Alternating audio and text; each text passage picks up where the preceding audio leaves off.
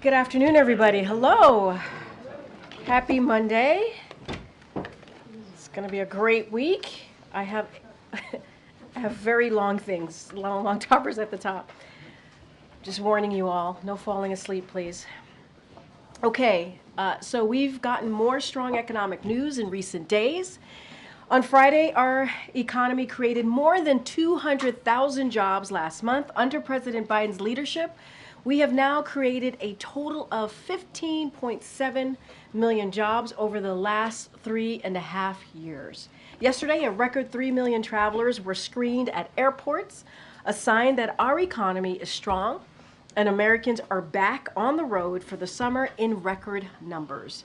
Speaking of which, last week we sold 1 million barrels of gasoline to help lower gas prices ahead of the 4th of July, which saw the lowest gas prices in 3 years. And today, a new report from the Economic Innovation Group highlighted what the New York Times called a, quote, a remarkable comeback under President Biden. That report found that communities that have been lifted behind struggled under the last administration, what the Times called a particularly grim stretch under Donald Trump. But those communities are coming back under President Biden, with jobs growing more than 4 times faster than in the previous 4 years. Investments spurred by the president's Investing in America agenda are benefiting previously left behind communities. That's just some of the economic progress happening under President Biden. Watch out for more news in the coming days. Exciting. And next, I want to share highlights from the president's recent schedule, as well as looking ahead to the next 2 weeks. So over the last 10 days, President Biden has been hitting the road and meeting directly with the American people, as well as continuing his job as leader of the country. In the 2 days after the debate, he met with supporters in Atlanta, Raleigh, New York, and New Jersey. Last week, he delivered remarks on the Supreme Court, visited the D.C. Emergency Operations Center for a briefing on extreme weather events, hosted a Medal of Honor ceremony, and joined the First Lady for a 4th of July barbecue with active duty military service members and their families. Throughout the week, the president also spoke with leaders of the UK, United Kingdom, Israel, and the Republic of South Africa. On Friday, the president traveled to Madison, Wisconsin for a campaign rally. On Sunday, just yesterday, he held numerous events across Pennsylvania with elected officials, including Governor Shapiro, Senator Fetterman, and Congresswoman Madeleine Dean.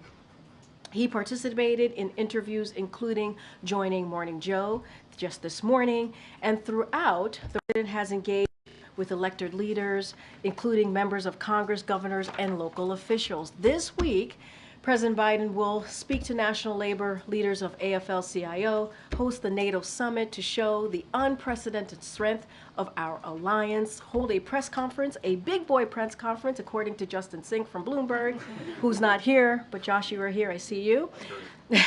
So that will happen on Thursday, and travel to Michigan on Friday for a campaign event. And next week, he will travel to Texas and Las Vegas. On July 15th, he will commemorate the 60th anniversary of the Civil Rights Act at the LBJ Presidential Library in Austin, Texas. He will highlight the Biden-Harris administration's progress advancing civil rights and his vision to bring America together. On July 16th, he will address the 115th NAACP National Convention in Las Vegas, emphasizing the Biden-Harris administration's commitment to advancing racial justice and equity for all Americans, including Black Americans. On July 17th, he will speak to the UNODOS annual conference, where he will underline the Biden-Harris administration's historic accomplishments, including lowering prescription drug costs for America's seniors, lowering the Latino uninsured rate, and creating a Latino small business boom. And finally, I just mentioned the U.S. is going to be hosting the 75th summit, the NATO summit, right here in the United States, obviously in Washington, D.C. this week.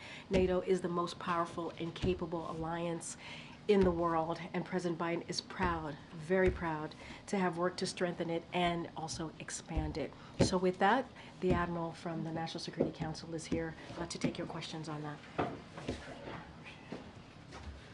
I do have a few things to get through, so I'll ask you to bear with me. As Karine mentioned, the President's looking forward to hosting the leaders from 38 different countries this week in Washington for a historic summit to mark the 75th anniversary of the NATO summit. This will obviously include the leaders of all our NATO allies, as well as NATO partners, including Ukraine, Japan, New Zealand, and the Republic of Korea. Before we discuss the schedule, I just want to take a minute to discuss the context in which NATO leaders will be gathering this week. For 75 years, NATO has served a vital role in protecting the American people and in making the world a less dangerous place.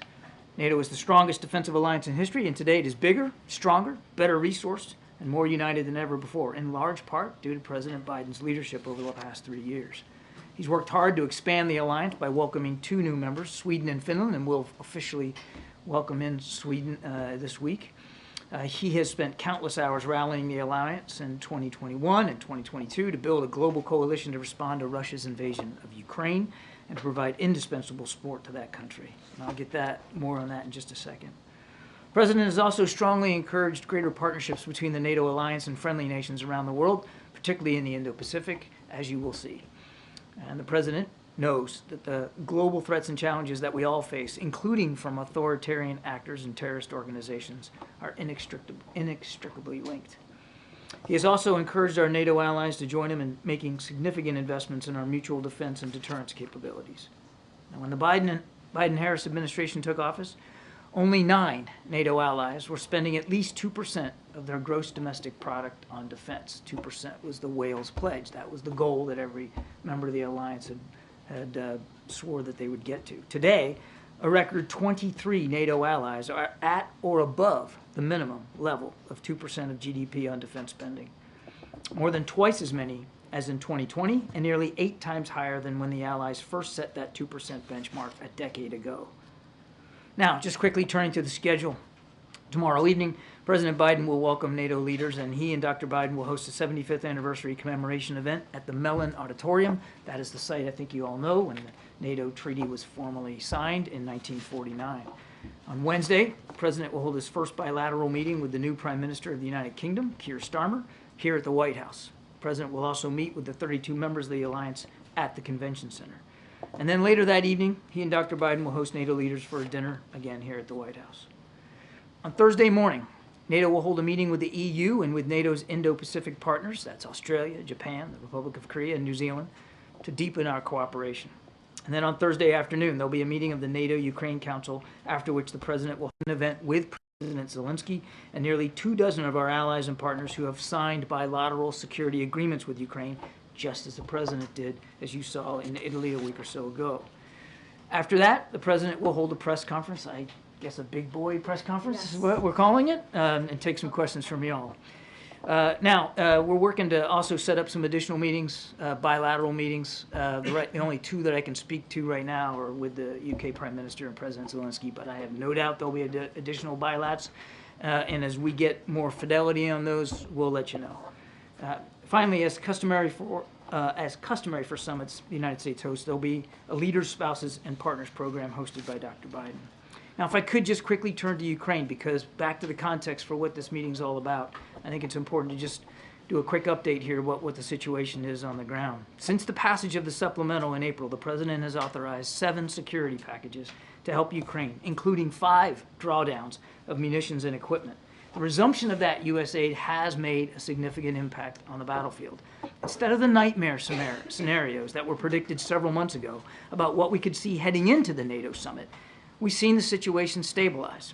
Ukrainian forces have successfully stopped Russia's attack north of Kharkiv, denying Russia the ability to take that city and limiting Russian gains to areas just across the border. The Ukrainians have held the line in Chaziv Yar. They've held fast east of Pokrovsk, hardening their defenses and ensuring that Russia will not break through. And they've halted Russian attacks in Zaporizhia. Throughout these last 3 months, the Russians have attacked relentlessly across all those fronts. And the price that they have paid for the few meters that they have gained here and there has been extensive. Heavy casualties, destroyed equipment, disrupted supply lines, degraded morale. The people of Ukraine have yet again demonstrated that when supplied and when supported by the international community in the United States, they can hold off the largest, though certainly not, I think is clearly evident, the most capable army in Europe. Their success is not just limited to the front. Ukraine has put U.S.-provided ATACMS, the long-range strike missiles, to good use in Crimea, destroying Russian surface-to-air missile systems, command nodes, airfields. They sunk the last cruise missile-capable warship in the port of Sevastopol, and the Russian Black Sea Fleet has now fled Crimea in response. While it has been heartening to see Ukraine hold on in this critical period, we should not forget the grim reality. Russia continues to bombard frontline towns with massive and low-accuracy glide bombs and sending missiles at Ukrainian cities, including over just the past weekend, where they hit a hospital, a children's hospital. Russia has ramped up its campaign against Ukrainian electrical generation, depriving the civilian population of power and attempting to set the conditions to punish them over the fall and the winter. To strengthen Ukraine's air defenses and to help Ukraine protect its cities and its grid, the United States and several of our allies will have several big announcements at this week's summit. And the NATO alliance will announce significant new steps to strengthen its military and political partnership with Ukraine to help Ukraine continue to defend themselves today and to deter Russian aggression well into the future. These elements, taken together with bilateral support, are part of a bridge to Ukraine's NATO membership. Together, the Washington summit will send a strong signal to Mr. Putin that if he thinks he can outlast the coalition of countries that are supporting Ukraine, he's dead wrong again. As President Biden has said himself, Ukraine will never be a victory for Russia, for free people refuse to live in a world of hopelessness and darkness. Thanks, Ben. Go ahead. Thanks, John.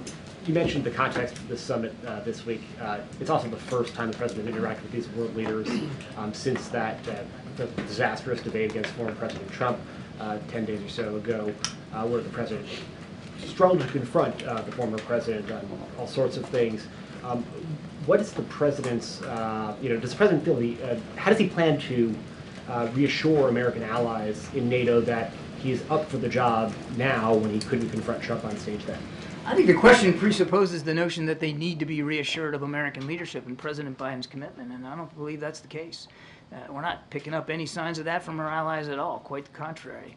The conversations that we're having with them in advance, they're excited about this summit, they're excited about the possibilities and the things that we're going to be doing together specifically to help Ukraine. So you've seen zero, I mean, there have been stories in multiple outlets on both sides of the Atlantic over the last several days with questions from European leaders about the president's capacity to lead the United States. Are you just denying that? I'm not aware of any such conversations that have been had, certainly none with us and here at the White House and with our staff. We're looking forward to it. I want to go back to what I said at the beginning. In the last 3 years, rather than browbeaten and insulting and demeaning allies, this president has invested in allies and partnerships. And when he took office, what I said, only nine allies had reached the 2% level. Now 23. That's not by accident. That's because of leadership. That's because of constant stewardship of the alliance and other partnerships around the world. The president's record speaks for itself, and the allies and the non-NATO friends and partners that are coming as well, they know that. They wouldn't be coming. New Zealand, Japan, South Korea, to a NATO summit if they didn't believe in American leadership and how important it is, and if they didn't believe that President Biden takes that responsibility extremely seriously. Admiral, good to see you. On the point about European countries, NATO members boosting their defense spending, that was something, though, that was a big concern of the last president. It's part of the reason many of them are boosting their funding. And it was a concern of the president before the last president. As you recall, President Obama said the same thing. This pledge goes back a decade or so. But the numbers speak for themselves, Ed. I mean, rather than browbeating and yelling and screaming and complaining and whining about it, President Biden invested in this alliance. And just the last 3.5 years now, more than double the number of allies have reached that 2%. Two questions on the fallout from the debate. Have you, in your meetings with him, ever seen him appear similarly to the way he did on debate night? Look, I'm a spokesman. And you're in a lot of meetings with him. I am. The last thing I'm going to do is sit here and talk about every meeting I've had with the president. What I can tell you is what I saw in that debate is not reflective of the man and the leader and the commander-in-chief that I have spent many, many hours with over the last 2.5 years in terms of the specificity of the way he probes, the questions he asks. Heck, just this morning, he was asking me questions about the situation on the European continent that I couldn't answer, and I told him I had to get back to him. When he met with governors last week, he suggested he'd like to curtail events that begin after 8 p.m. at night, just because he'd rather focus on resting and doesn't want to have a long day. In your understanding of things, has the National Security Council ever withheld information from him he should have known late at night out of concern he might not be able to process it? No. Russia has bombed Ukraine's largest children's hospital, as you noted. Do you believe the timing of these strikes is meant to send a message to NATO ahead of this week's summit? It's hard to draw a line, Mary, to that. I mean, sadly, this is par for the course for Mr. Putin to hit civilian infrastructure, and he doesn't care whether he's hitting hospitals or residential buildings. I can't draw a line that this is some sort of message. But look, I mean, as I said, what you're going to see over the course of the week is a very set of strong signals and messages to Mr. Putin that he can't wait NATO out, can't wait the United States out, that we're going to continue to support Ukraine. I'm sorry. Oh, okay. I just wanted to ask about the air defenses and some of the sort of deliverables that are coming out of the NATO summit. Can you walk us through what you think will be happening in terms of any additional commitments in addition to the funding packages that have come? And can you say a few words about this project to sort of consolidate the way that weapons are going to Ukraine through the distribution center that I think there's a center that'll be set up in Wiesbaden under coordination. Yeah, I mean, I don't. The purpose for me to come today was just kind of give you the laydown of the summit ahead, and not to get too far ahead of the leaders and the specific deliverables. But so without doing that and without getting fired, I'll just tell you that you're going to see some announcements on air defense. You're going to see some announcements on deterrence capabilities, not just with respect to helping Ukraine, but boosting the alliance. You're going to see some announcements with respect to the defense industrial base and how to shore up that and make it more resilient and invest in it more, including in our own industrial base here in the United States. And you're going to see, as I alluded to, some discussion about Ukraine's path to NATO and what that can look like, and a reaffirmation of what the president has long said, that NATO is in Ukraine's future. Just to follow up on that, can you say whether the word irreversible will be in the communique? I'm not going to get ahead of the specific language one way or the other. And then just on Israel and Gaza, can you say anything about the Israeli response to the Hamas response to the ceasefire proposal? Lots of responses. Yeah, so no surprise to y'all, I'm not going to negotiate here from the podium in public. I would just tell you that there has been some back and forth. As you know, we have a team in Cairo right now that includes Brett McGurk and the director of the CIA. They're meeting with their Egyptian, Israeli, and Jordanian counterparts, and there'll be follow-on discussions after that over the next few days. Look, we've been working this very, very hard, and there are still some gaps that remain in the two sides and the positions. But we wouldn't have sent a team over there if we didn't think that we had a shot here. And we're going to take every shot we can to see if we can't get this ceasefire deal in place. Within days? I couldn't give you a date certain. Good, David. Thank you. John, thanks for doing this.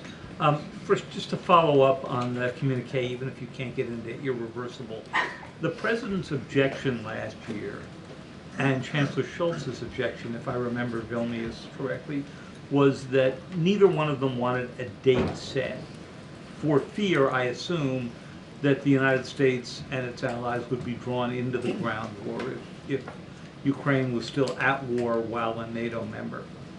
Does that remain today to be his primary objection? Is he willing to do wording that just is short of a date? Because even if you do the word irreversible or not, it doesn't really change the meaning very much of what you published in Vilnius. And I have a second on just the level of... Look, I'll make this simple but unsatisfying. Again, I'm not going to get into the text and the discussions about what the draft's going to look like, David. I think you can understand that. But I do think your question is important to to provide some context to, the president still believes that NATO is in Ukraine's future. What that future looks like depends on an awful lot of factors. Right now, you got a war going on inside Ukraine, and the focus rightly's got to be on helping them win that war. And we are, as I detailed in my opening statement. Number two, for any country that wants to join NATO, any country, and it's an alliance of democracies, the democracies have to meet certain guidelines, particularly when it comes to governance. And we are and will continue to work with Ukraine on reforms that are necessary for any democracy that wants to be a member of NATO. And then the third thing I'd say is, you know, it's a unanimous vote. Everybody has to be on board with that, and that can take some time as well. So the focus is on making sure that they can win now, and that we can continue to work with Ukraine so that there is a path to NATO. The last thing I'd say is back to the bilateral security agreement that the president signed with President Zelensky at the G7 in Italy. I mean, we're one of many other nations that have done that too, because we know that whenever this war ends, however it ends, and whatever the border looks like, Ukraine's still going to have a long border with Russia that's going to need to be defended, and they're going to need the reassurance of being able to put forth a capable and competent defensive capability against Russian forces going forward, and that's why we're making sure that there are things in line to make sure that Ukraine can defend itself. One follow-up on that. You mentioned that it was 10 years ago that the 2% GDP goal was set. Obviously, there was no war underway at that time, and so the entire security situation looks radically different than it did when that was set. Well, I beg to differ. There was fighting in Afghanistan, and Mr. Putin invaded Ukraine in 2014. Yeah. But I think the 2% made that. It was in Wales. It might have been set up before the invasion, but nevertheless, it was still a tense security environment. Right. We're in something much different today. I think we're all in agreement, just given the amount of arms No and so argument. forth going in. So, is part of the president's message at this summit that 2% is in the rearview mirror, that the NATO allies are going to have to be spending significantly more than that, maybe double that, for some countries, some larger economies? Or is he going to stay away from numbers? I know it's politically sensitive with all of them. You mentioned the word win. I was wondering how you're defining that.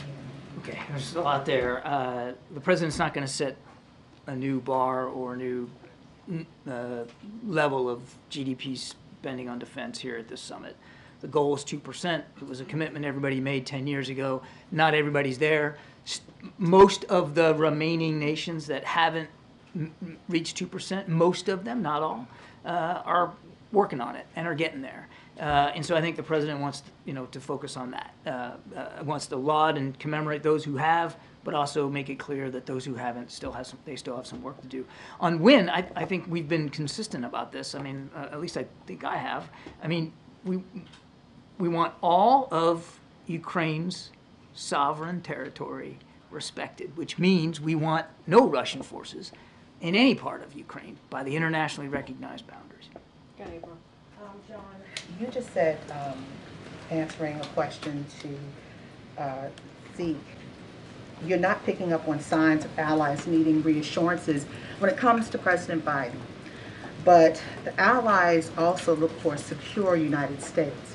Have you heard any conversations from the allies about issues of the elections process here, what they've been seeing, and the stability of the United States in the next few months, couple of years, etc.? I'm not aware of any specific conversations with respect to our domestic political situation. But look, April, we watch the domestic political situation of our allies and partners, of course, like we did with the UK and with France over the weekend, and we have no doubt that they're watching ours as well, and that they'll be watching our election with a lot of keen interest. We certainly would expect that. But I'm not aware of any conversations that we've had at senior levels here, at the NSC or elsewhere at the White House, from allies specifically about this particular election. The European Union who gathered reporters a couple of years ago with concerns about democracy here? They might be talking to y'all, but I'm not aware of any specific conversations here. Just want to circle back, Admiral, on Ed's question. So you said broadly that the president, in your view, is not represented by what was on the debate stage. Then you gave us an anecdote about a meeting today where he was engaged and so forth. Are you saying you have never encountered a situation where you thought that he was displaying any of those symptoms or affectations or something that would give pause, or are you just declining to answer one way or another? Well, I'm a little uncomfortable answering these kinds of questions because as a spokesman, my job is to be an advisor and counselor, and I don't think it's appropriate for a spokesman to... Yeah, I did because I wanted to make it clear. So, yes, I'm uncomfortable with these kinds of questions, but to answer your specific question, in my experience, the last 2.5 years, I have not seen any reason whatsoever to question or doubt his lucidity, his grasp of context, his probing nature, and the degree to which he is completely in charge of facts and figures. And if he isn't, what I've seen is, because it happened to me this morning, when he isn't and when I can't be in command of those facts and figures, I have to fess up and go get the information that he's asking for. And he asked me some questions this morning I didn't have answers for. Okay, Nadia. Thank you, Karine. 2 questions on the Middle East. Israel has conducted the largest seizure of land in the West Bank, which undermines the president's vision for two-state solution. So why the White House has been not mum on that, and will the president... We have not. It's not that we've been mum. There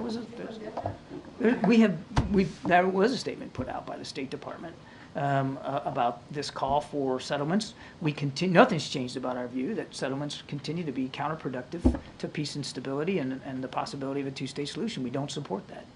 Okay, and second, you mentioned about the Ukraine and Russia in terms of the civilian casualties.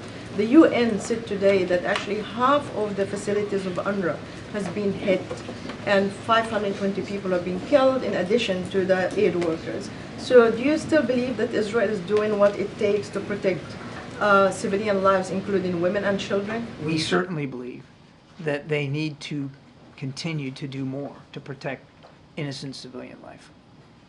Not doing much. I mean, I've been asking this question for 9 months. Your question wasn't about what they're doing or not doing. Your question was, do we believe that they should do more? And my answer is yes, well, they need to do more to protect civilian life.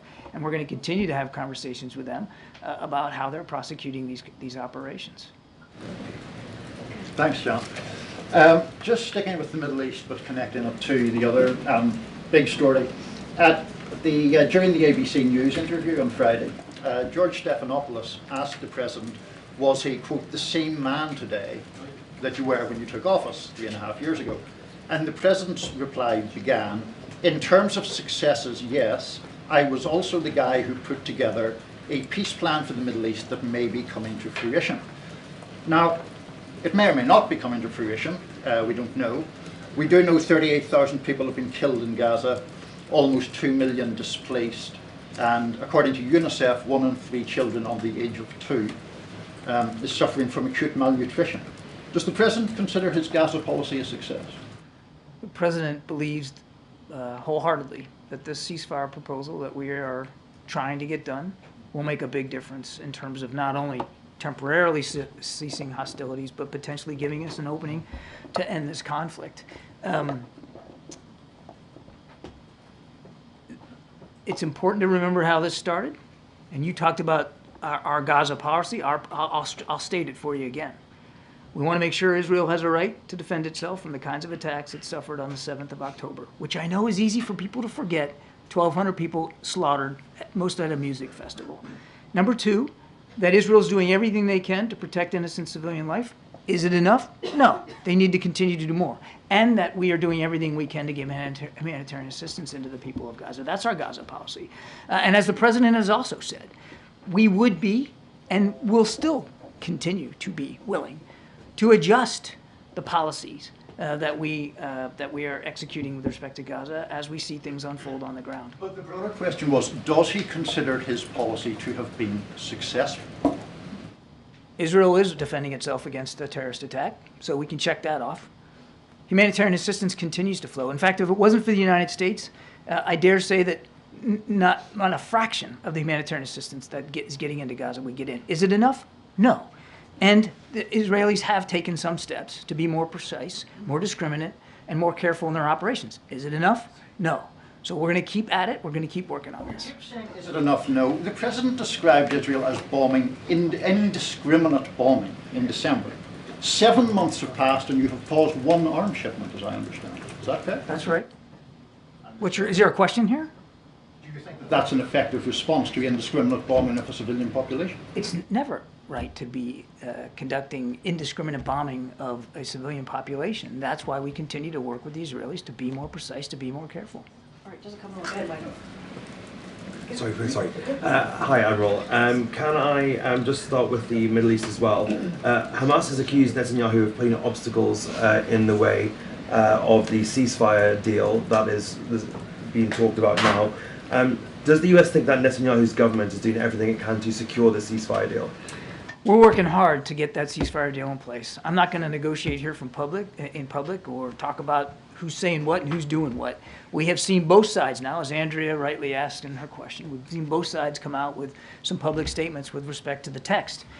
The last thing I'm going to do is get into bartering here. We're trying to close those gaps as best we can. We wouldn't have sent the CIA director or Brett McGurk to Cairo if we didn't believe it was worth a shot and worth a chance. I would also add that on both sides, you see public comments that aren't necessarily fully reflective of the conversations that we're having with, privately with them or their interlocutors. Secondly, just on Ukraine, there was a bit of an information battle over the weekend. The Russians said that they destroyed 2 Ukrainian Patriot missile systems. The Ukrainians said that they were decoys. Does the US have its own independent evaluation of what happened during that strike? And what is the state of Ukraine's air defense system when it comes to Patriot missile systems? Yes, we do. I'm not going to talk about it. And I think you're going to hear more here this week about what the Allies and the United States are going to do to continue to bolster Ukrainian air defense. Look, I know we get hung up on the Patriots, and I get that. There has been contributions of Patriot systems by other nations. We talked about how we're resequencing some of our deliveries of Patriot interceptors from some countries, now diverting them to Ukraine. We're doing that. Other nations are also trying to contribute Patriots. But let's not get caught up on just one system. There's short range, there's medium range, and there's long range air defense. And Ukraine needs all of it. And again, I think you're going to see this week the Allies really stepping up and showing that they're willing to continue to provide those kinds of capabilities. Go ahead, Josh. John, Viktor Orban is visiting China right now on the heels of a visit to Russia. I'm wondering whether the U.S. has any views on that and what impact it might have on the situation in Ukraine. Yeah, we're concerned about it.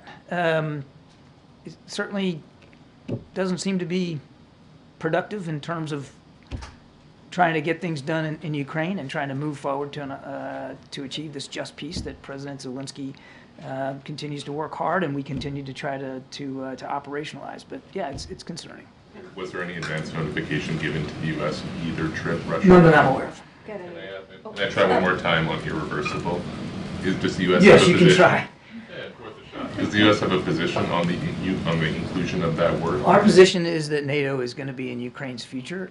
There's a lot of work that needs to be done to get to that point, and the president's looking forward to talking to President Zelensky and our NATO allies about that path, that bridge to NATO. Anita. Thank you so much, John. A question on Ukraine and one on Iran. Starting with Ukraine and this Russian rocket attack that killed 30 people at the largest children's hospital. Does this shift the U.S.'s position on not allowing Ukraine to strike directly at Russian airfields that originated these attacks? Shift the position. Yes. Make you change your mind about not allowing that, and how do you justify not giving Ukraine permission to attack? There's been no change in our policy. You saw that the president several weeks ago gave guidance to Ukraine that they can use U.S. supplied weapons to strike targets just over the border. That's still the case.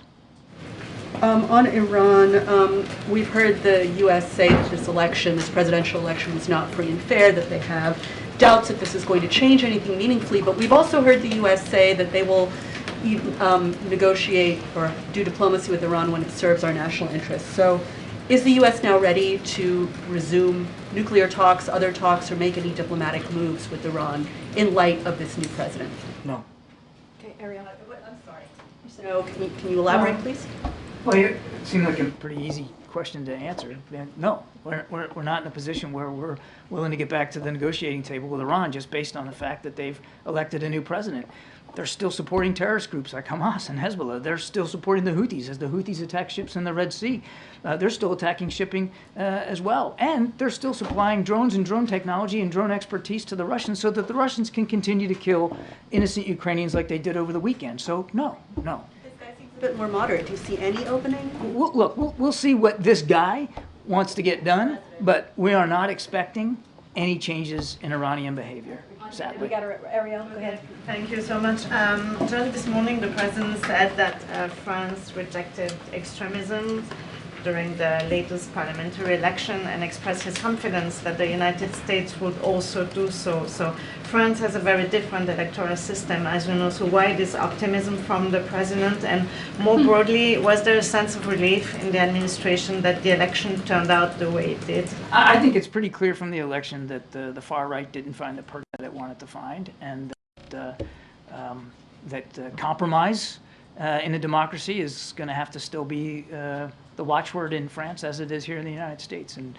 it's not going to change our strong relationship with France. It's not going to change the fact that France is a valued NATO ally. And the president's looking forward to continuing to work with President Macron and the entire team.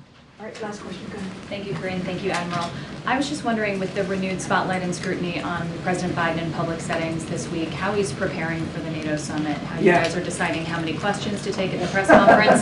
You got to ask the press secretary that one. You're the one who's prepping him for a lot of this on matters of national security and foreign policy. So am I. Yeah, exactly. It's a team effort.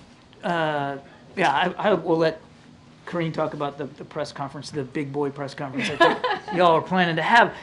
But he has already had discussions with his national security team in the lead up to the summit, as you might expect that he would. He's reviewing material. He's doing his homework and getting ready. He's got the first major set of remarks tomorrow night at the Mellon Auditorium. He's working his way through those remarks as you would expect him to do.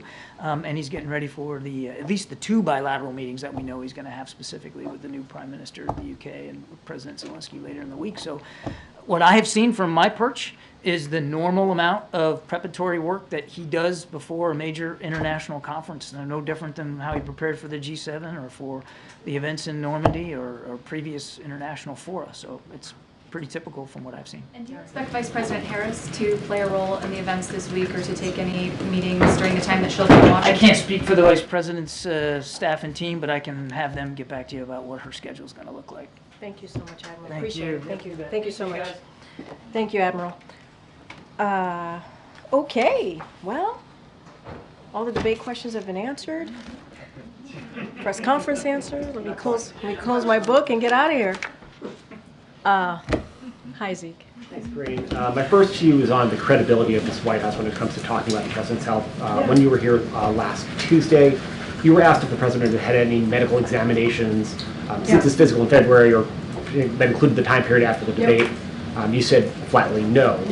3 days later, you admitted the president had a quote short check-in with the medical team thereafter. I mean, those are two very different answers. No. Actually, if you were to listen to I think I did a 30-minute gaggle on Friday, 30 minutes with I think it was with the pool, and I said he did not have a medical. I cleared it up. You're right. You're correct.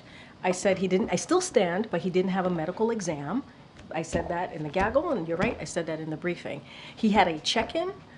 And he said this on Friday. He had a check-in with his medical doctor, which is something that he does a couple times a week, as you know, and I stated this as well. He has, for those who don't know, obviously outside of the briefing room, outside of the White House, many Americans don't actually understand this, so let's take a step back. They deal with their medical issues or physicals very, very differently. They are very, they are lucky if they get to see their doctor once or twice a year, right? They have to get in a car, they have to either take public transportation in order to make that happen. The president's medical unit is literally down on the other side of the colonnade, is just down the steps from the residence. And so a couple times a week. He does a check-in, a verbal check-in with his doctor while he's exercising. That is something that happens often. Matter of fact, he did a check-in today because I know folks were going to ask about if he was tested for COVID. He was not. We are following CDC guidance. He was not tested for COVID, just to let you guys know about that one. And if he has any symptoms, obviously, we would test him. Is that But in the context of the second gentleman's diagnosis? yes, which is why. No. It's in context of the second gentleman. But to answer your point, he did not have a medical exam. He did not have a physical. He did do like a verbal check-in with his doctor a couple days after the debate, and it was very quick. It was a couple of words that were spoken to each other, and that's how we were able to give you that answer. But he did not have a medical exam. He did not have a physical. No, though, last Tuesday. Yeah. Was did you know about that verbal check-in, or No. did we just not ask him No. precise enough questions? So the line of questions that I was getting that day was, in the way that I was hearing the question, was about the medical exam. I answered MJ's question when she asked me medical exam, and I answered and I said no, physical. And then somebody else asked me, was there a check-in? I did not mean to steer anybody wrong. I was still thinking about the medical exam. I was still thinking about the physical. That's how I answered the question. And then when it became, when the president actually spoke to it, I went back, asked the medical doctor, and he said they had a verbal check-in. That's what he said. But in answering the question, I was talking about the medical exam. I was talking about the physical. And then two quick ones. There's been a lot of reporting in the last 24 Sure. hours about a Parkinson's expert who's come to visit the White House almost a dozen times over the last year or so, including at least one meeting with the president's physician. Could you state, like, very clearly, yes or no, was that expert here to participate in anything surrounding the care of the President of the United States? So let me just say a couple of things. We have had a comprehensive, and I just want to take another step back, comprehensive physical examination. The president has had that. We've given a comprehensive report. We've shared that the past 3 years. Every year that he has had this exam, he sees a neurologist. And just to give you a quote from that, from the report most recently in February, an extremely detailed neurological exam was again reassuring in that there were no findings which would be consistent with any cerebellar or other central neurological disorder, such as a stroke, multiple sclerosis, Parkinson's, or ascending lateral sclerosis, end quote. So that came directly from in February in that comprehensive report that was provided by the president's doctor to me, that I share with all of you. So anyone who is watching can certainly go to our website. The question, which was this expert's visits, was multiple visits to the White House pertaining at all to the president's Well, care? here's the thing. I've said he has had three. He has had three physicals. In those 3 physicals, that's when he has seen a specialist, a neurological specialist. I have to be super mindful here, and this is why, and I'll explain this to you in a second. There are thousands of military personnel who come onto this White House. Many of them get the care from the White House medical unit, and so need to be super careful. There are, the medical unit hosts a wide range of specialists, from dermatologists to neurologists, and so I cannot speak to every person because there's actually a security reasons to protect their privacy. We respect and protecting people's privacy, so do not want to share. I'm not going to share people's names from here, but the president, I can tell you, has seen a neurologist 3 times, as it's connected to a physical that he gets every year that we provide to all of you. It's a very basic, direct question. Wait, hold on, wait a second.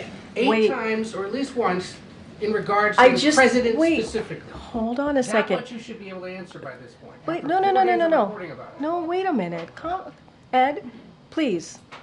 A little respect here, please. So every year, around the president's physical examination, he sees a neurologist. That's 3 times, right? So I am telling you that he has seen a neurologist 3 times while he has been in this presidency. That's what I'm saying. I am telling you that he has seen them 3 times. That is what I'm sharing with you, right? So every time he has a physical, he has had to see a neurologist. So That is answering that question. No, it's not. No, it is. It is. You're Dr. asking me. Kevin Kennard come to the White House But I specifically about the also said president's to you, condition. Ed, I also said to you, for security reasons, we cannot share names. We cannot share names. You cannot We share have to. names We have of to. others he would have met with. We but cannot. You can share names No, no, in no, no, regards no. to if We- someone came here in No, regards we to the cannot president. share. We cannot specialist broadly, from a dermatologist to a neurologist. We cannot share names. There are security reasons. We have to. We have to protect. It's public. I understand I that. looked it up before I came out here. hear It's you. right there for anyone to see. Ed, I hear you. I cannot from here confirm any of that because we have to keep their privacy. I think they would appreciate that too. We have to give them. Patient or the doctor? We have to keep their privacy. It is It's public. public I information. hear you. listed that he I went to And you're the going I- to allow this to guys, fester guys, longer, Karine, guys, unless the White House guys, answers the hold question. on a second. There's no reason to get back and go back and forth and be in this We're aggressive all way. miffed around here about how information's been shared with the press corps What do about him. you, what do you missed about? Oh, What do you miss Everything about? he just asked about. What do you? And then every time I come back and I answer the question that And you guys answered it asked. correctly, you didn't have to come back and clean it I up. never a few days answered the later. question incorrectly. That is not true. I was asked about a medical exam. I was asked about a physical. That was in the line of question that I answered. And I said, no, he did not have a medical exam. And I still stand by that. Matter of fact, the president still stands by that. He had a verbal check-in. That is something that the president has a couple times a week. A couple times a week. Now in regards to Dr. Kevin Kennard. And I am telling you right now that I am not sharing, confirming names from here. It is the security reasons. I am not going to do that, Ed. It doesn't matter how hard you push me. It doesn't matter how angry you get with me. I'm not going to confirm a name. It doesn't matter if it's even in the log. I am not going to do that from here. That is not something I am going to do. What I can share with you is that the president has seen a neurologist for his physical 3 times. 3 times. And it is in the reporting that we share a comprehensive reporting. Matter of fact, it's more than what the last guy shared, and it is in line with what George W. Bush did. It's in line with what Obama did. And so it is comprehensive. It is out there. I just read a quote from it, but I am not going to devolve somebody's name or confirm someone. I'm not going to do that. That is as privacy for that person. I'm not going to do that. It doesn't matter how hard you push me. It doesn't matter how angry you get with me from here. I'm just not going to do that. It is inappropriate and it's not acceptable. So I'm not going to do it. Not about the name. Go ahead. If you cannot confirm the name, can you confirm whether or not the president has seen this Parkinson's specialist? And you mentioned 3 times, but the visitor logs show a duration of 8 visits over 8 months. I think that is the crux of the question. But I also said there are thousands of military personnel that come to the White House, and they are under the care of the medical unit. They are. Can you confirm that the Parkinson's specialist visits were for the president or not? What I can tell you is that the president has seen a neurologist 3 times, and I read to you what the neurologist has said, and I read to you the last line. I could say it again. No findings which would be consistent with any cerebellar or other central neurological disorders such as stroke, multiple sclerosis, Parkinson's, or ascending lateral sclerosis. That is from February. That is coming from February. That is what the medical unit, the president's doctor, shared. And I said to you, it's happened 3 times. Each time there is a physical that occurs, and we put out a comprehensive report. That is when he has been able to see a specialist. So that's what I can share. Question on this. Has the president, you mentioned Parkinson's, multiple sclerosis, all of these things. One diagnosis that we have heard of, potential diagnosis, is hydrocephalus, which is fluid buildup in the brain. It's something we've never heard in any of the medical reports. Is that something that the president has been evaluating? If it's not in the medical report, obviously it's not something that the president is dealing with. Well, I can tell you this. Just going back to Parkinson's for a little bit, so to give you some answers here. Has the president been treated for Parkinson's? No. Is he being treated for Parkinson's? No, he's not. Is he taking medication for Parkinson's? No. So those are the things that I can give you full-blown answers on. But I'm not going to confirm a specialist, any specialist comes to comes to the White House out of privacy. Question is, will the president go to the Hill today? I know we saw his letter. Is he intending to have this conversation face-to-face with him? So look, the president, obviously this is someone who is a senator for 36 years, who was the president of the Senate as when he was vice president for 8 years, and he truly respects the members of Congress, and has always and will always do that, especially as a former senator. And I will say, and you've heard us say this before, or most recently, is this is a president who's won the primary, right, by 14 million votes, 87% of those votes, so certainly. And look, I don't have any engagements to read out, outside of that. But I will say that the president was in Pennsylvania. I just mentioned at the top, he got to see Senator Fetterman, Senator Casey. He also got to see Congresswoman Dean. He spent some time with them. They traveled across Pennsylvania. And I will say, when the president gets knocked down, he gets back up. This is quintessential Joe Biden. And there are a long list of other congressional members who have shown their support for this president. I don't have anything else to read out. You saw the letter. The letter was, I think, pretty clear on where the president stands, and I'll just leave it there. Okay. Yeah. You've noted that there are thousands within the Walter Reed system who may be treated by a specialist who visits here at the White House, but this neurologist had a meeting with the president's physician, with his doctor. You're refusing to say if he was here to evaluate the president or if he was consulting on the president's health. So what then was that meeting about? And I will say that Dr. O'Connor leads the medical unit. He leads the medical unit. No, because we will not confirm or speak to names that you're providing to me. It is out of security reason, is out of protecting someone's privacy. We're just not going to do that. But they are. The reason that I mention that is because there are 1,000 military members that do indeed use the White House medical unit. They do. They get care from that. We're talking about the President of the United States. Guys, I'm trying to answer the question so you can connect the dot that there are multiple neurologists that come, not neurologists, specialists that come through here because there are more than 1,000 medical military personnel here. But you certainly could clear this all up just by saying what he was doing here and if it was connected to the president, yes or no. I am not going to confirm a particular neurologist, anybody. It doesn't matter if they're a dermatologist or a neurologist. I'm just not going to do that. I shared with all of you that the president has been with the neurologist 3 times as it relates to his physical, 3 times. So I'm just not going to do that out of security reasons, out of privacy.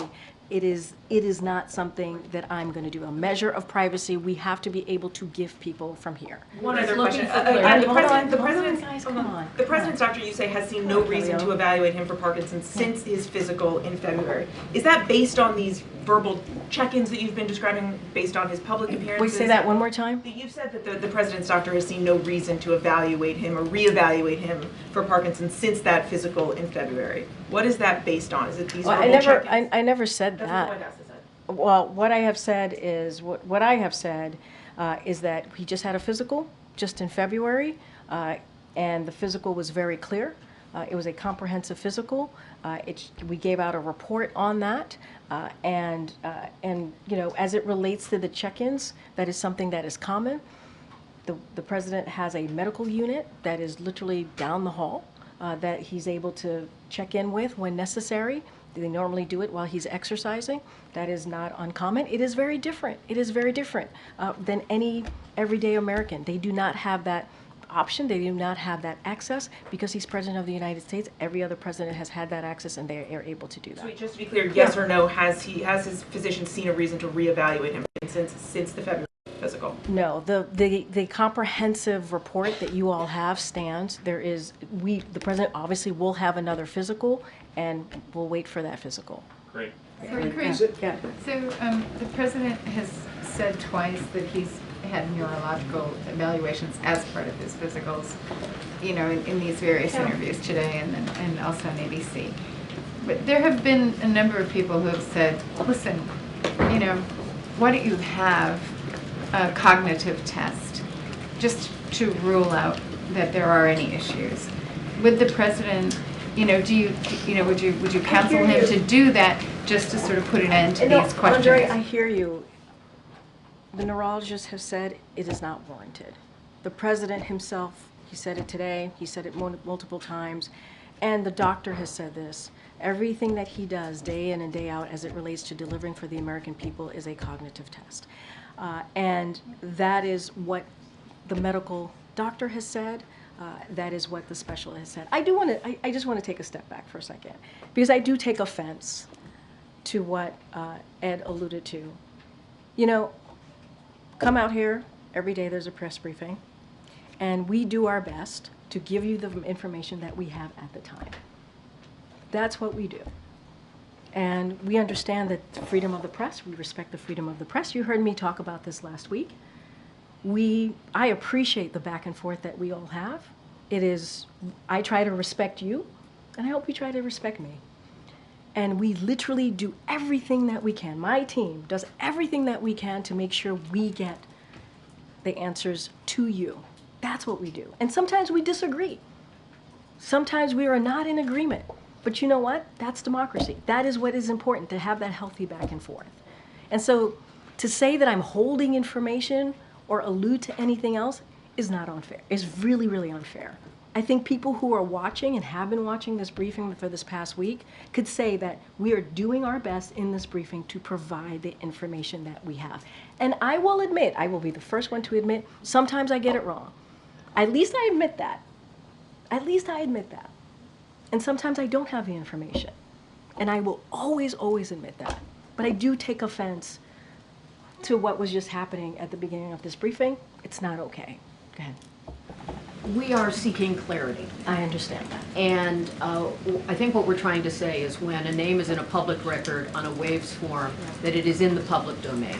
Yep. The president could authorize that his medical records or additional medical information could be made public, because he could waive HIPAA, he could do those things. Yep. And if he chooses to do that, we would like to know more. Part of the reason we are pressing here is that we are not clear on what has happened, and therefore the American people to whom we report don't have a sense of it. So that's what we're trying to do. Yeah. And so but the personal attacks is not okay. And so we want to have a I just want to be positive. very, very clear here. So the question is, one question is, after a debate that drew days and days and days of scrutiny, why hasn't the president had an in-person physical check-in? Maybe blood work, maybe other things, Yeah. because when he said he was seen, I certainly thought he had been physically seen, not a phone check-in. No. So and that's part of what we're saying about how information comes out in waves, and then we may have a different impression. So and I totally this understand has dominated his presidency for 10 days, and he could submit to another exam, a full exam, partial exam, whatever. He can waive his right to make things public.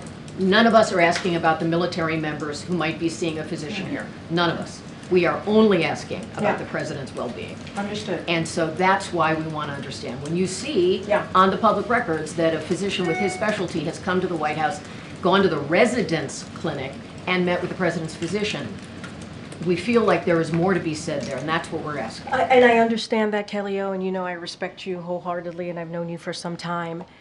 We want to be also, because we are talking about someone whose name who is out there, and I understand. I get it. It's in the law. I get that. It's in the law. What is the security concern? We want to respect that person and give them the measure of privacy that they deserve. The moment I say anything about any specialist, it becomes a thing from this podium. So I can share, and this is what I can share. He has seen a neurologist 3 times. 3 times, not more than that. Not more than that. He's seen a neurologist 3 times. And that is connected to the physical, the comprehensive physical that we have been able to share with you. So I think that gives you some information about how many times. 3 times.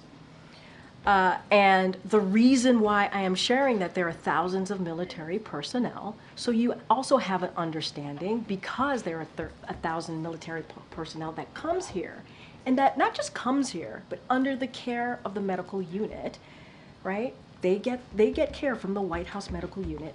There tends to be dermatologists, from dermatologists to neurologists who come through here. who come through here because the White House Medical Unit is indeed caring for folks. So I have confirmed 3 times. I just cannot get into details or confirm a name of a person. I cannot do that. There's security reasons. We have to give people a measure of He privacy. would waive some of his records and make those. I don't know how all of that works. I'm not going to pretend I know how that works. And what I will do is certainly will share that information with the powers that be. I just don't want to get into a back and forth on that particular question. Thanks, Karine. I mean, to Kellio's point, the Yeah. president today, when he called into Morning Joe, he said that he had released all of his medical records. Should we take that as an indication that he's going to do so? Well, look, what I can say is that we have shared a comprehensive medical report that is pretty detailed, that is in line with other presidents, certainly not the last one, but the ones, the 2 before the last president. And we have been pretty much in line with what they have done. To be more clear, George W. Bush and also President Obama. So we've been. The last one did let his doctors come to the briefing room to speak to us. Okay, and we know what that last president said from this briefing room. Okay, so call today, and only did 3 or 4 paragraphs. Very different approach. During the call today to MSNBC, Yeah, sure. was the president reading off of a script? So I was in the room when the president called into Morning Joe. The president spoke from his heart. The president was very clear. There was no script at all. And he was very detailed. You heard him say actually during the call that he was reading some quotes. He said it. He shared that information. He was reading some quotes from the debate. So he shared that with you. What you heard was a passionate interview. It was about 18 minutes. He talked about and laid out his vision for this country. He talked about how he wants to make sure we move forward. I want to be really careful because he also talked about the campaign, which I can't do from here. But he I think it was incredibly powerful. He was reading quotes, but not from a script? Nope, it was not a script. In a big boy press conference, how many questions should we expect that he is going to take? So look, it is going to be a solo press conference. It is going to be certainly more than a 2+2. I'm not going to, we're still working it out, so I'm not going to go into specifics from here, but you could expect a solo press conference from this president at the end of the NATO summit. He's looking forward to it, and he will be taking your questions, so that'll be a good thing.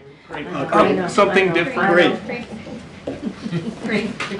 I have 2 questions. One, a follow-up on Dr. Kennard, and that is, can you explain what the role of Megan Nasworthy is? Does she oversee care for some of those military personnel that you were referencing as a group, or does she oversee care for the president? I believe, again, want to be careful here. I know who you're speaking of. I don't have her full portfolio in front of me, so I would have, my team and I will be happy to get back to you. Okay. And then on the president's and the White House's engagement with House Democrats, and Democrats more broadly, there was an article a month ago in the Wall Street Journal that the White House universally panned because the on-the-record quotes criticizing the president's age and acuity were largely from Republicans. But I want to ask about the graphs in that story about Democrats. It said that the White House, from that same story, it said that the White House kept close tabs on the Journal's interviews with Democratic lawmakers, and after the offices of several Democrats shared with the White House either a recording of an interview or details about what was asked, some of those lawmakers spoke to the Journal a second time and once again emphasized Biden's strength. They quote Congressman Gregory Meeks, a New York Democrat, saying, "They just, said that I should give you a call back." I'm wondering if you could characterize what the White House told Democrats to tell reporters about. I think the Democrats spoke for themselves. I think, you know how stories work. There's a lot of back and forth. When you all come with a story from us, and we want to make sure you hear from other voices, we make that available to you all. And it's up to the reporter if they're going to reach out or not to that particular person.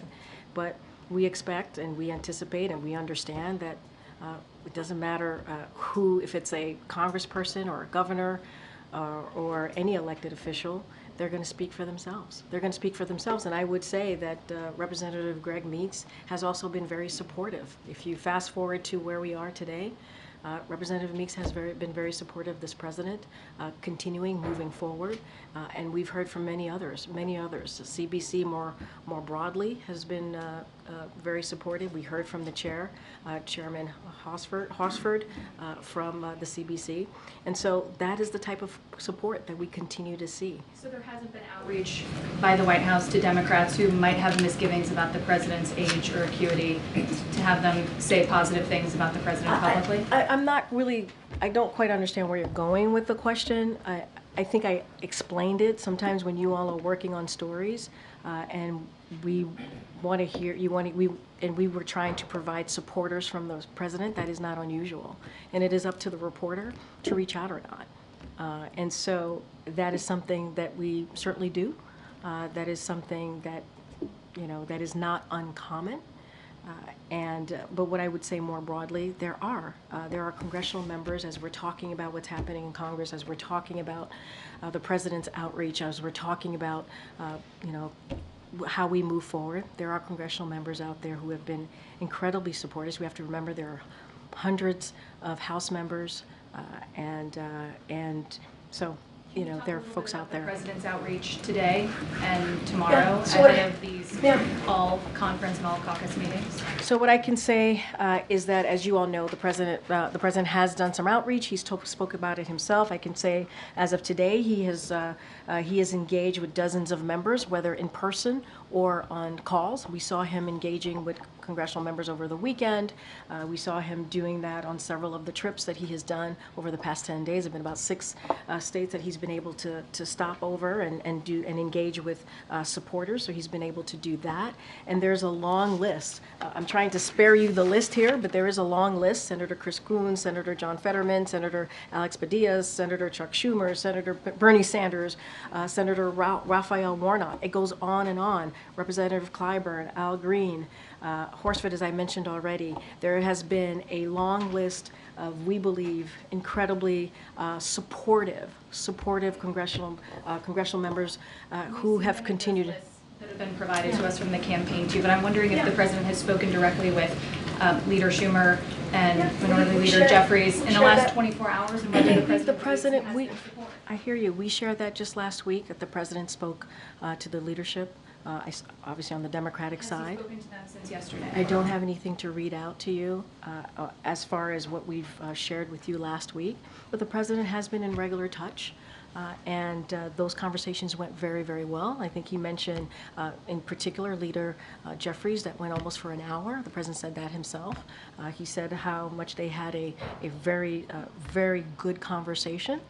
The president saw Congresswoman Dean, as I mentioned. He saw both senators of Pennsylvania as well yesterday, traveled across the state and had really two big events with supporters, with Americans who got to hear directly from the president. And I think that's important. Great. Again, Michael. Thanks, Karine. Were all 3 of President Biden's neurological exams that you've confirmed, were they all conducted at Walter Reed? Look, I don't have anything to state as to location. What I can say for sure that he has seen a neurologist 3 times as it relates to the exam that he takes every year. And I just don't have a location to speak to. Well, let me just try a different way. I mean, has any neurologist? And you also know that the president does go to Walter Reed to do his physical exams. Well, has a neurologist? I'm not talking about anyone in particular, regardless of the identity, name of that person. Has any neurologist came to the White House to visit President Biden? What I can tell you during those exams that we have been able to do every year for the past 3 years, and there's a comprehensive exams that we share, a comprehensive report that we share with all of you. He has seen a neurologist. And that's what I'm trying to clarify. It seems like those were taken at Walter Reed, and so it's an important distinction. You all know that he does indeed go to Walter Reed as part of his physical exam. That is no secret. That is something that he does, and I also confirmed that he sees a neurologist every time that he's done these exams. I don't have anything beyond that. Karine. Why would I know. Go ahead, April. Karine, as everyone is talking about neurological issues, this is different but kind of on that same page.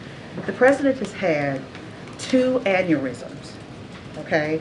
And there are complications from aneurysms to include impaired short-term memory, inability to concentrate, as well as speech difficulties. Have any neurologists worked with him or just trying to observe him as he is a person who has suffered from 2 aneurysms that could have been fatal? Look, April, in the comprehensive reporting that we share with all of you on a yearly basis, the neurological exam have been detailed, extremely detailed. It is directly from the doctor. They talk about the specifics of that neurological exam. And so I would refer you to the 6-page comprehensive memo, and that's what I would refer you to. But that is something that we know about, that he had 2 aneurysms. Yeah. And that is part, all of those complications are part of a neurological exam. Have they tested for that at all? Do you know? What I can tell you is that the exams have been detailed, they have been extensive, and that's what I can share with you. I would refer you to the document, to the report. Question. Sure. We're just days away from the Republican convention. How do you, as this White House who stands behind this president, how do you work to do an image change to revamp him, to make him shinier and brighter, if you will? So I'm not going to speak to the Republican convention. That's something that I'm not going to do, but I am going to. Wait, hold on a second. Hold on, give me a second. Look, in the past 10 days, the president has gone to 6 states. He has. He's gone to North Carolina, New Jersey, New York, Georgia, Pennsylvania. I know that's a Commonwealth, but he's been to 6. And in that time, he has engaged directly with the American public. And you've seen the enthusiasm, you've seen the energy. He's been able to talk to them directly and talk about his goals for the future. Talk about what he's done in the past 3.5 years. They have heard specifically from him on even his health, even the debate. And I think that's important too. So, and you just heard me lay out the next 2 weeks. So the president's going to continue to go out there. He's going to continue to be present in the communities. He's going to continue to hear directly from the American people. And that's the best way to do this. That's the best way to get out there. That's the best way to make sure that you have your finger on the pulse and that the American people get to see you for themselves. To the Republican convention, what about the Democratic convention? I can't speak to the Democratic convention either. I can't speak to that. That's for the. No, but you're asking me to speak to 2 things that I can't speak to from here. That is something that the campaign and the convention can speak to. Very, very. Right at the end of the April, you don't like my answer, but I'm telling you, the president's going to continue to go out there. I just shared with you at the top a robust plan that the president has to be out there, whether it is in Vegas, whether it's in Texas, and let's not forget the other states that he's visited in the last 10 days. In the last 10 days. There's a stark difference from what we've been doing and what the other side is doing. Stark difference. And so the president is committed. He's going to continue to do that. He wants to engage directly with the American people. 600 people at the church yesterday, 600 people at the event in Harrisburg. That's a pretty good start. And that's just a continuation. That's actually not a start. That's a continuation. Go ahead, Josh. I know. I'm getting you. Is it still the administration's policy that physicals are done annually? Yes, that is just like every other president has done before this president. We're going to continue to uphold that. So it would be fair to us to assume that as of now, his next expected physical would be next year? It would be next year. The last one was in February. Can you clarify for us, forgive me, I might have missed it, or by design, he will or he won't go to the Hill tomorrow? Say that one more time. Oh, I don't have any engagement to share. As you know, NATO is front of mind. That's what he's focused on. You saw that letter that came out from the president.